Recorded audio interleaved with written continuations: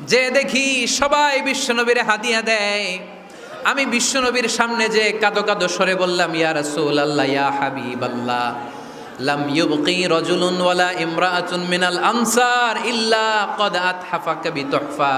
ও নবী, আমি দেখতে পেয়েছি আনসারী এমন কোন নারী নাই, এমন কোন পুরুষ নাই যে আপনাকে আপনার হাতে কোনো না কোনো হাদিয়া দেয় নাই। ওয়া ইন্নী লা আকদিরু আলা যালিকা মা উতহিফুকা বি।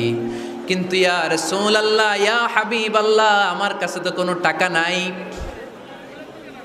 আমার কাছে কোনো পয়সা নাই, আমার ঘরে এমন কোনো জিনিস নাই যেই জিনিসটা আমি আপনারে হাদিয়া দেব, ইল্লা ইবনি হাদা, আমার এই নার ছেঁড়া ধন কলিজার টুকরা সন্তান আনাস ছাড়া।